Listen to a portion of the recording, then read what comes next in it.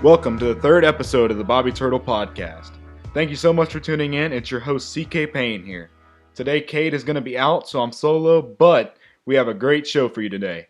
Before we get started, I want to thank you for blowing up our social media. Across the board, it is now at Bobby Turtle Pod. Across the board, meaning on Twitter, Facebook, and Instagram. You guys go like our posts, go follow us, turn on the post notifications, that way you get updates and know when our next episodes are coming, or about any guest that's coming on soon. Our numbers are coming in and they're looking great, so keep finding us where you get your podcast. As always, share, subscribe, and leave us a review. Thank you so much for tuning in, and let's get in the action. All right, so joining us now, we have Jeremy Alford, the editor and publisher of Law Politics Weekly and the Tuesday Tracker. Also, author of the new book, The Last Constitution, Louisiana's Greatest Political Generation, and Document That Defined Them All. Welcome, and thank you so much for being here. Before we get started, congratulations on the first batch selling out. Yeah, thank you. We just ordered the second printing, and we've got all the orders on back order, and no one's more surprised than me. But I think it's a testament to the personalities who are part of the story. Yeah, so before we get in the book, tell us a little bit about yourself. So I'm from Port Allen. I went to school in Baton Rouge and have always been attracted to politics and came from a family that encouraged me to always nourish my creative side. And about 25 years or so ago, I saw an opportunity to kind of merge all of that, including my passion for history and about politics for local newspapers, and eventually built a syndication ring, and I've been writing about politics and only politics since then. Yes, sir. So what college did you go to? I went to LSU. I did not graduate, but I attended for a couple of years. I started writing for the New York Times and some other publications, and that kind of took my focus off of school. But I'm one of those cases that's proof that it's, that system's not for everybody, but I most certainly encourage young people to make that a kind of a core of their what they're building for their future profession and for themselves. Okay. So how did the idea come about to go to the people and say, hey, we need a new constitution? So, it evolved over 5 decades. It wasn't something that came easy. It replaced the 1921 Constitution, and that 1921 Constitution is still considered one of the worst constitutions in state constitutions in U.S. history. And it was way too long. It included references to reference materials. It listed boards and commissions by different names. It disenfranchised minority citizens and women. You really could not have found a worse example of fundamental law than our 1921 Constitution. But the real tipping point came during the last term of Governor McKinnon, when he had put up 53 different constitutional amendments, and voters rejected every single one. And from there, it became a campaign issue in the governor's race in the early 70s, where Edwin Edwards won his first term and had vowed the Constitutional Convention one of his top priorities. Yes, sir. So how many constitutions has Louisiana had? We've had more constitutions than any other state in the nation. We've had 11. Louisiana is always evolving and is always trying to alter its fundamental law, its constitutional law. I guess what's different right now is that we're coming up on another 50-year mark here in the coming years of how long this Constitution's been in place, and we're not seeing the same kind of push that we saw in the 60s and 70s to get us to that successful constitutional convention. In fact, this past November election cycle, Louisiana hit a milestone. It surpassed the 200 mark for constitutional amendments. We now have more than 200 constitutional amendments on this document that was ratified in 1974. So for now, it seems like voters are very comfortable with the idea of kind of rewriting the Constitution piecemeal by these constitutional amendments. Yes, sir. So were there reservations to a new constitution? You know, trust in Louisiana politicians in those days were pretty scant. Yeah, there was some reservations amongst the delegates to the convention. One of the big divides you saw were those delegates who already held elected office, like a seat in the legislature, versus those delegates who had no political experience. And there's a little back and forth there. Some of the elected officials who were delegates wanted to add a little more pragmatism to the process. Meanwhile, those delegates who were not elected officials were weary and distrustful of just about everyone.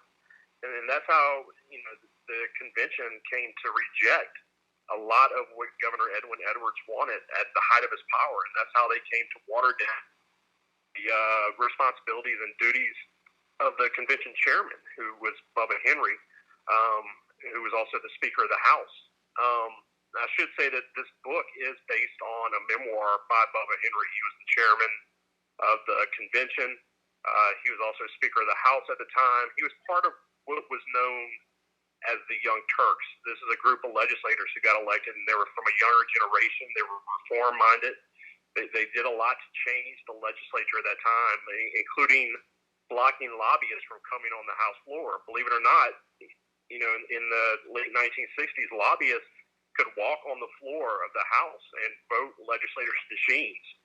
That, of course, is unheard of now, and I think a lot of people would have a very violent reaction to that. But so they were part of a generation who were eager to bring about change in Louisiana, and there was a time when the control of Huey Long is starting to fall by the wayside. It has to be filled. That void has to be filled by something else.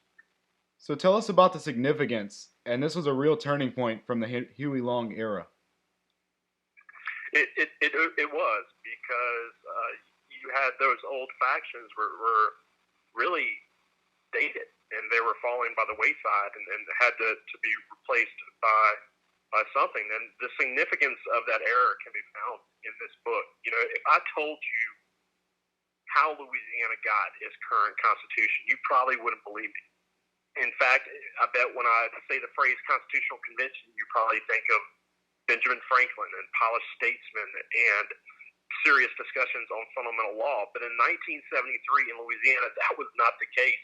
You had a group of kind of unruly delegates who ignored the wishes of the legislature and ignored the wishes of the governor, and they wrote their own rules. They blew deadlines. They ran out of money. They had to relocate times. Guys, at one point, the convention was in a convention hall where every Wednesday they had to tear down all the convention equipment, the voting machines, and everything, to make room for amateur wrestling. They shared a stage with an amateur wrestling ring. Wow. But moreover, what's important is that these delegates, against the backdrop of the tumultuous 1970s and Richard Nixon on TV and distrust in government growing, they convinced voters to embrace and to ratify this document. The 1970s completely changed Louisiana politics, and so did this Constitution. Right. So you had Edwin Edwards, Buddy Roemer, Bubba Henry, Woody Jenkins, and John Alario. That's a lot of personality. And that's just the tip of the iceberg. You had Camille Gravel, who was this great legal mind and one of the greatest legal minds of his generation. This is a guy who, on any given weekend, was dining with the Pope or dining with the Kennedys. You had men who went on to become federal judges like Judge Dennis and Judge Duvall. You had many delegates who went on to become legislators, like you said, Boise Bollinger. When some of these folks went on to become tycoons of business and industry. It really is arguably Louisiana's greatest political generation, all under one roof, working on a single topic. You had Vic Busey, who was a legend of the labor movement. You had Ed Steimel, who was a legend of business and industry lobbying. The list just goes on and on. There's just all these amazing characters. I think one of my favorites was someone I had never heard of before. His name was Shady Wall, and supposedly, I believe that's his given name was Shady. He was a legislator. He was an elected official. His name was Shady. He was known for carrying around at least 2 guns at all times. He was called one best, and he had spent some time in a mental institution, and he would often go on the House floor and wave his discharge papers in the air and tell his colleagues, "Look, I know you think I'm crazy, but I got the papers to prove I'm not." Wow. Yeah. So there's all these just colorful characters in the book from just a bygone era of Louisiana politics.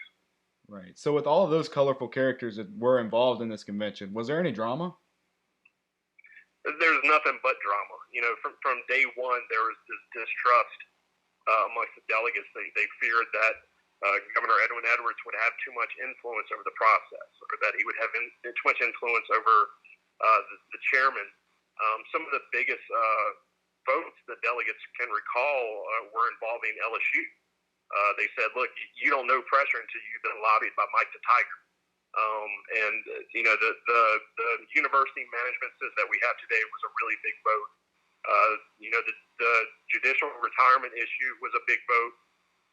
You got to imagine, especially for these new delegates, they are, that they're voting on these issues, and they know that they're going to be lobbied. They know that the public's going to have input, but they show up one day and all of a sudden they're being lobbied by some of the highest profile judges around the state. That's a hell of a lot of pressure. But I think up until the last minute, when it was ratified by voters, this entire convention was plagued by drama. Not all of it good drama. Right. So we know that there was a focus on diversity and to make sure everybody was represented in the convention. That helped a lot with the ratification, right? So diversity is an interesting issue, and we did our best to not sugarcoat this issue. There were roughly a dozen black delegates. There were roughly a dozen women delegates, and all of the delegates made sure that women and had representation on key committees and on the leadership committee. But there were struggles that played out for years to come through what was included in the Constitution, for example, like the unanimous juries provision. To go from a convention in the 1920s when there were no black delegates to having representation in 1973 and 74, at the time, the delegates considered that an accomplishment, and it really was in retrospect. One thing that the book does that's really interesting is it shows the aging politicians of that time who were starting to moderate their own views on race.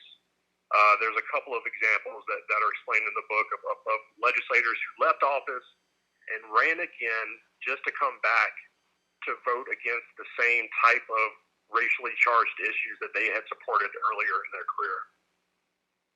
Right. So there was talk recently about having another rewrite of the state constitution. Do you think that'll happen at some point in the near future?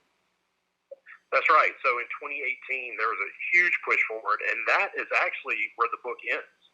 The book ends on the House floor in 2018 when the House of Representatives are trying to pass a call for a constitutional convention. I do not think that what was accomplished in 1973 and 74 can be duplicated.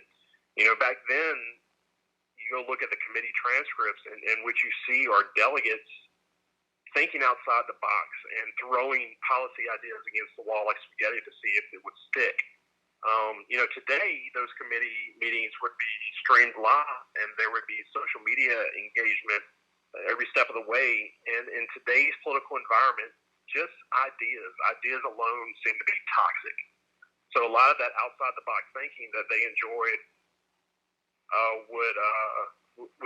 would not be duplicated. Also, there's just a lot of politics with it.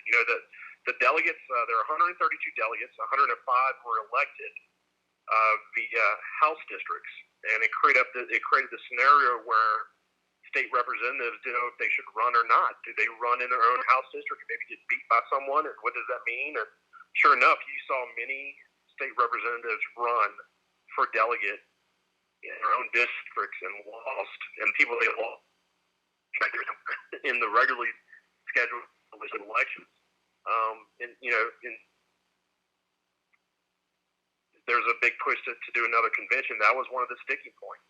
They went from saying delegates should be elected by House district to delegates should be elected by Senate district, and there was really no kind of agreement on how to go about that. So it's hard to take the politics out. And there's a reason this book is called The Last Constitution. We're one of the last states in the nation to have hosted a successful constitutional convention that produced a document that was approved by voters. Incredibly tough to do. There's a reason we're one of the last. Right. So can you tell us where we can find the book? Yeah, so right now the only place to get the book is thelastconstitution.com. The first printing has sold out. We're already in our second printing and hope to have the books in within a couple of weeks. But in January, the book will be on shelves in bookstores and other retail locations. There'll be an ebook as well. But for the remainder of the year and for early January, the only place to get it will be thelastconstitution.com. Okay, and what's the release date on that to like bookstores and stuff? It's going to be late January. Okay. Again, we appreciate you coming on the show, and best of luck to you on the book. So switching gears now on the Bobby Turtle podcast. This election cycle is not over, but it is not what you're thinking. There are 2 Senate runoffs in the state of Georgia. Senators David Perdue and Kelly Loeffler are really in the fight of their political lives against 2 radical far-left Democratic challengers. The good news is there's a slight lead for the 2 Republicans in that state. Joining us now to discuss this is Kelby Daigle, St. Martin Parish RPEC member, and he's also a political consultant. Welcome to the Bobby Turtle podcast. Thank you for having me. Good to be here. Yeah, well, we're glad to have you on for sure. So why is it important for there to be a check on that Biden administration? Oh, it's critical. It's very important that Republicans prevail in those 2 elections coming up in January in Georgia. It's going to be either America's going to be America or it's going to be Venezuela. I don't even want to imagine, Boston, a Democratic House, a Democratic Senate, a Democratic White House. And you know what that's going to mean? A Democratic Supreme Court. They are going to pack in, 11, 12 justices on there, get a liberal majority, and then they're going to go ahead and probably give statehood to D.C., to Puerto Rico, and get a whole bunch of other senators to where Republicans will never, ever be in control ever again. It is important Kelly Loeffler and David Perdue win to stop that. Absolutely. So what do you think the chances of them packing the court are if they control the House, the Senate, and the White House? Well, it's simple. I mean, all they have to do is change the rules. Because it's not in the Constitution, the number of justices on the Supreme Court. It's an act of Congress. That's all that's stopping it from happening. And as you know, something passes the House, it's got to pass the Senate, and vice versa. Right. So if the Republicans keep the Senate, they'll be able to stop foolishness like that. So do you think it's going to be a breeze for them to pass that if the Democrats hold the Senate, the House, and the White House? Maybe you'll have some patriots that'll say, no, this is ridiculous. I mean, the late Ruth Bader Ginsburg, who was great. I mean, I disagree with her judicial philosophy, but she was a real iconic person. She even said that was foolishness and 9 were the right amount of justices. But obviously, with Amy Coney Barrett being nominated and confirmed, and she's on the court now, they are at a big disadvantage. They only have 3 liberal justices left. We have a big majority on the Supreme Court. Right. So what do you think made them deny the case from Texas against Pennsylvania with the majority that we hold? Yeah, you see, I mean, that was and look, I'm not a judicial expert. I strongly believe they don't want to decide another election. They did 2000, and that really hurt the court. It really divided the country when they decided Florida for Bush and he won. I don't think they want to do that again. Now, Justices Alito and Clarence Thomas wanted to at least hear the argument, but obviously they were outnumbered and they just totally dismissed the whole thing. There were some flaws, and there's been some flaws in the Trump legal case anyway. They say one thing in the courts on record under oath, and then they go on TV and say all these crazy things when they're not under oath. So there's a big difference on how they decide to talk when they're in front of a person wearing a robe versus someone operating a TV camera. And of course, the gullible people on Newsmax and OAN and all that stuff that'll actually believe the nonsense. Which at this point, it's nonsense. I mean, look, I don't want the president. I wanted the president to win. I voted for the president in the primary. I supported him the last 4 years. We've had great things happening in this country under his administration. But the fact is, it's not looking like we're gonna win this, and it's looking like mass voter fraud occurred. Yes, there is definitely some irregularities and some questions I have, for sure, 100%. There's some statistical things that just doesn't add up. You mean to tell me more people voted ever while we were in a pandemic? To me, that doesn't make sense. Joe Biden receiving more votes than Barack Obama, when Barack Obama could be considered as a historical the first African-American president. So, and that was record numbers when Obama was running. Right. You mean to tell me Joe Biden, sleepy Joe Biden, did better and outperformed Barack Obama? Obviously the papers show he did, but it's kind of fishy. Another thing about this election is President Trump also received the most amount of votes ever as a sitting president. It's never been 72 million votes for a sitting president. Right. I mean, that was pretty impressive. There's a lot of things, and I'm convinced that there will be a commission. There will be a lot of things investigated that happened in the 2020 election. 100% that will happen. So how long? My concern is. Go ahead. How long do you think this thing gets stretched out for? It's dead already. What you talking about? The legal fight or the investigation? Just in general, the investigations and the legal fights. Well, the legal fight is The Walking Dead. I mean, they have literally won no victories on that, and anything that they can do will not change the results of the election. Electors voted this week. Right, on the 14th, which was Tuesday, or Monday. Right.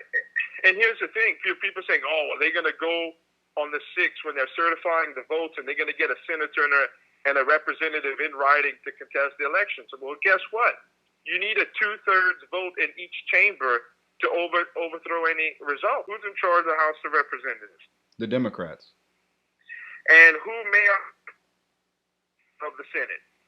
It's really close in the Senate right now. I mean, that's why we're also talking about the Georgia race here. And 2/3, we don't have a 2/3 majority in the Senate. We have a very little majority.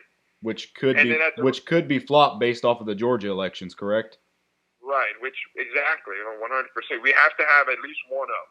I want both of them, but we have to have at least one. Right. So what's a winning strategy for Loeffler and Perdue? Yeah, to me, they're going to have a lot of money, because Democrats are pouring in a ton of money into that. They're getting money from New York and Hollywood and all that stuff. They're going to have the best get-out-the-vote operation ever in politics, because right now you're not really persuading people. There's a little bit of persuasion going on because of the atrocious track records of Ossoff and Warnock. But it's really about getting people out to vote, which is something they lacked in the presidential race. They didn't get their people out to vote and utilizing all of the mechanisms. And, the Georgia Secretary of State and Stacey Abrams made it a lot harder to do that, for Republicans to do that by, relaxing some of the safeguards to make sure you have a safe ballot, whether you have it in person or signature verification or, mail-in ballots. So it's going to be tough, but I don't think it's impossible. So how much influence does Stacey Abrams have on this election? Well, apparently she had a lot with the Georgia Secretary of State. from what I can understand, she has a group, and they really kept up Georgia Secretary of State's office in a lot of litigation, and they really got some rules relaxed on a bunch of different things, and come to find out, that's kind of how they pulled one on us in the presidential. Right. So before we wrap up, I want to get into this new Fox poll. When it comes to Republican turnout in Georgia, the question was, would you say this presidential election has made you more or less likely to vote in the next presidential election? 16% of Republicans said they were less likely, and 19% of Trump voters said the same. Kelby, what do you make of that? That scares the crap out of me, which is why the president and his supporters have to rein in that rhetoric about the mass fraud and the rigged election and it was stolen and all this stuff. They got to rein that in until at least after the Georgia runoffs. Because what this is, okay, 16% of Republicans. That's a good chunk of number. It may not seem like it, but in a 16% not voting, you're going to lose if it's close because the Democrats are going to go vote. You know why? Because in that same poll, it was less than 10% of them had confidence. So the numbers were hugely different. You're talking about less than 10%. I think it was like 5 or 6% of Democrats said they wouldn't trust it, and versus 16%, so almost 20% on the Republican side. They're gonna go vote. Democrats will go vote every time, and they're gonna keep winning. That's why we have to go vote in droves to to compensate for whatever they may try to do allegedly. Right. Well, Kelby, thank you so much for coming on last minute. It's been great to have you. Well, thank you. I appreciate it. All right, now it's time for a little bit of sports. LSU faced off against Florida, at the final score ending 37-34 on a Cade York field goal towards the end of the football game. LSU actually was on third down where a Florida player picked up Cole Taylor's shoe and threw it down the field for a 15-yard penalty that actually saved LSU the game. The chances of LSU scoring that drive increased from around 30% to around 60% after the shoe throw whenever they gave them. If it weren't for the shoe throw, I do question what would have happened in that game. Anyways, I feel like the coaching staff has improved for LSU. I feel like our defense improved, and I think it was really impressive that every touchdown scored by LSU in that game was by either a freshman or a sophomore. I think LSU really is going to have some talent building up as the years go by, including in Max Johnson and TJ Finley and guys like Jay Ward and Cole Taylor with the shoe being thrown. Hopefully he gets another shoe thrown. I think the defensive tackle being signed, the new guy Mason Smith, 5-star recruit, number 1 according to Recruit 24/7. I think that's going to be a big signing for LSU, so I think this team has a lot to look forward to in the near future. Anyways, Jalen Hurts on his second start. He's going to be starting again this Sunday in the Eagles game. He faced off against the Saints last weekend and just ran it up against us. He didn't pass the greatest, but his rushing stats were really well. That was the first time that the Saints had allowed a 100-yard rusher in 55 games. And it was not just Jalen Hurts that did that at quarterback. It was also running back Miles Sanders for the Eagles. And I think that Jalen Hurts has a pretty solid future in front of him if he can really get his throwing game better. His throw on the run looked really hot, and I see a lot of improvements coming for that kid. All right, Saints play the Chiefs. It's the game of the week. I think this might be a Super Bowl preview for what's going to happen in February. I think that there's a very good chance that we see these two teams match up in the Super Bowl this year, in Super Bowl 55, because I really do think, the Chiefs are just the best team in the AFC. There's no doubt about it. The Pittsburgh Steelers are way overrated. They're not that good. Juju Smith-Schuster cannot dance. It's a bad idea to dance on the opposing team's logo because the opposing team does happen to get mad sometimes about that, and they will curve stomp you because they just don't take any of that lightly, which I don't blame them. I would not be very happy if somebody danced on my logo for this podcast either. The Saints do have a long road ahead of them, though, with facing off against the Chiefs where they're not sure if Drew Brees is going to get the start in this game. I think I would see Drew Brees coming in at some point towards the third and fourth quarter just to get a couple reps, a couple snaps under his belt, to get back in the groove, in a sense, in order to get ready for what's in the future with the playoffs, where he's going off against teams where I feel like he will some pretty solid teams in that NFC that the Saints will have to face off against. It just really depends on the seeding that they get, whether they get that 1 seed, the 2 seed, or the 3 seed. I'm really hoping that we get the 1 seed, though, so that way we have a simpler game going into that divisional round where we get that first week bye and home field advantage. Because home field advantage in the Dome, well, really in any other year would pay off, but since COVID, I'm not really sure how much it does pay off. Like the game that we played against the Packers towards the beginning of the season where we lost, I feel like had there been the fans pressuring Aaron Rodgers, I feel like it probably would have got to him a little bit more than the way he was able to just really get together and get that team rolling. Anyways, Mahomes did throw 3 interceptions last week to that Dolphins defense. I wonder if the Saints can force him to do that again. In my personal opinion, I do believe that the Saints will make it happen. The Saints defense is the best in the league, and although we had one off week, I think it was more like a wake-up call against the Eagles than anything. And I think that we might have a chance at getting that streak even longer going forward with the no rushers over 100 yards. Chargers play the Raiders in Thursday Night Football tonight. I think the Raiders take this game. I'm not really sure the margin. I think I'll call it a 35-27 victory for the Raiders because the Chargers have a pretty solid offense. I like their quarterback, Justin Herbert. The guy is great. All right, so in the NBA, we had a super max deal get signed by Giannis Antetokounmpo.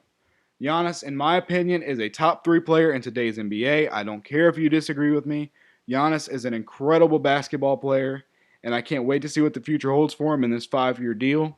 He's going to be great with the Bucks. Did I expect him to go somewhere else? Yes. But am I proud to see that there's still loyalty in today's NBA? Yes. I love to see a loyal player. And Zion Williamson also committing loyalty to the Pelicans. I'm not sure if that's going to stand, but he did say that he wanted to be like a guy like Dirk Nowitzki and Kobe Bryant that really played with loyalty to the same team. Because Kobe played with the Lakers his whole career, and Dirk Nowitzki played with the Mavericks his whole career. So I really hope to see Zion really stick to his word and stay a Pelican all the way up until he retires, which I think that kid has a very solid future in front of him. He is so incredibly strong. And I think that the Pelicans signing Stan Van Gundy as their new head coach is going to be a very big move for that team. I think that they have a little bit of things that they need to improve on, but according to Stan, the communication is better than it's ever been, and this team is going to be great going into the future. I think we have a lot of young talent that really needs to be developed more, but I think after we get those guys developed, it's going to be an incredible team, and I can't wait to see what the future holds for the New Orleans Pelicans basketball organization. Hopefully in NBA Finals this year. Do I have my doubts? Yes, but that would be very nice to match it up with the city of New Orleans. It's going to win the Super Bowl this year, mark my word on it. LSU basketball. They've canceled 2 straight games, and does that hurt us going into SEC play soon? In a sense, I believe that this will hurt us going into SEC play because the 2 games we canceled were against North Texas and another smaller school. If we play these smaller schools, we get our wins up regardless. Hopefully, I hope we don't get blown out because there has been some miracle stories against LSU as well as LSU has had miracle stories for them. But the LSU basketball team going into SEC play, I believe will beat Kentucky this year, and I believe they will beat Tennessee this year. Those are some bold predictions, but LSU basketball always shows up against Kentucky. Mark my word. My biggest concern is does these LSU boys allow for that victory over Florida to get in their head and really just run them up and make them think that they're hot stuff and just really believe that they're more than what they actually are and then go and blow a game to a team like Ole Miss. Not that I believe Ole Miss is bad because Lane Kiffin is an incredible head coach and I think that Ole Miss is a solid team and they're going to grow and be even better if Lane Kiffin doesn't take the job at Auburn next year, which is now open. I'll take the final score for this game. I'll take LSU winning the football game unless by some miraculous way, LSU does let that victory get in their head and blows it. If they do blow it, I'll say Ole Miss 45-42. If LSU wins, I'll say 52-41 final score. More Bobby Turtle Show is going to be coming up after this. If you're a hat and hoodie person like myself, I'm pretty sure I found your new favorite shop. Get online and check out Dryden Apparel at drydenapparelandmedia.com. The hats, shirts, and hoodies all look great, and the quality is amazing and unmatched. Plus, Dryden is currently running a holiday sale with many of their items at a pretty great price. You're going to want to get over there and check it out, and it is just in time for Christmas. Check them out on social media at Dryden_media for instant updates on the latest hats, shirts, and hoodies. Dryden Apparel and Media is a brand dedicated to bringing you extremely wild fun and comedic content while spreading the true gospel of Jesus Christ. Welcome back to the show. Let's get to some of the questions that you were so kind to send in. The first question is what's one thing that you would change that's currently happening in our country, or would you change anything? Why or why not? Personally, there's two major things that I think need to change in this country. For one, it's the division that has been caused by both parties. It's more of a political party thing that's dividing us now than anything. Your political affiliation is what really helps you or hurts you depending on the crowd that you are around. The next thing that I would change is the voting system. From voter ID to voter fraud, those are both two big issues in this country. I think there should be a better form of voter ID to avoid from all the fraud that is happening, and I think there should be a way to protect from voter fraud, such as the big ballot dumps that happen in states like Michigan and Wisconsin. I think there needs to be a way to keep your check on that and make sure that that doesn't happen ever again. And whether or not this election is overturned, I can't tell you. I have my doubts, but I think that we really need to focus on the future elections and not allowing something like that to happen ever again. The next question was what two teams will be in the Super Bowl and who wins it all this year? I believe I pretty much answered that question during our sports talk. I believe that the Saints will play the Chiefs in the Super Bowl, and I think the Saints win it all this year by a very close margin at about a score of 41-35, with the Chiefs failing on a last-second drive, which Patrick Mahomes doesn't do very often. Patrick Mahomes is an incredible football player. He's so electric, so much fun to watch. I love to watch the guy play, and he is really going to be one of the best ever one day. I think that if Drew Brees faces off against Patrick Mahomes, that's the matchup of the two greatest players in NFL history. Because Patrick Mahomes, really, I think if anybody can do it, Patrick Mahomes will be the guy that breaks all of Drew Brees' records. He's just that good. He's electric. I've never seen a guy get sacked by Von Miller and still make a throw with their uncoordinated hand, their left hand, when they're right-handed, make the throw and complete it for a first down. I've just never seen a player be able to do such a thing. The third question that you guys submitted to us was thoughts on how Tom Brady is doing since going to the Buccaneers. I think that Tom Brady has not done that well since the Buccaneers picked him up. I think that Tom Brady was great alongside Bill Belichick and great alongside Julian Edelman. I think that the receiving core that he had with the Patriots was so much better than what he has now. No offense to Mike Evans. I think that the number one problem going on in Tampa Bay right now is Bruce Arians. I think their coaching staff really does not know how to match what Tom Brady has inside of him. Like, he's a monster on the football field.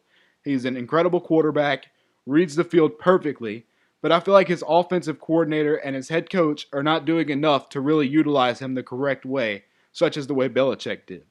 I think Tom Brady is certainly a top 2 player in today's NFL, second to Drew Brees, just because I'm very biased in that segment. But I don't think Tom Brady has done that well since he went to the Buccaneers. And the fourth and final question you guys sent in to us is, if you could meet any celebrity, who would it be and why? If I could meet any celebrity, it'd be Patrick Mahomes. You know, he's such an electric player. He's going to be the best player in the world one day. If he's not already, he's definitely a top 5 in the whole NFL covering any position. Patrick Mahomes is currently a top 5 player with the stats that he has, in my opinion, and the future for him is going to be unmatched. I would want to meet him just to get his autograph because it's going to sell for hot money one day. Episode 3 is in the books. Thank you so much for tuning in, and thanks to special guest Jeremy Alford for coming on the show. Be sure to go grab his book and be on the lookout for episode 4 next Tuesday. You keep blowing up the numbers in our social medias at Bobby Turtle Pod for more. Turtle Gang out.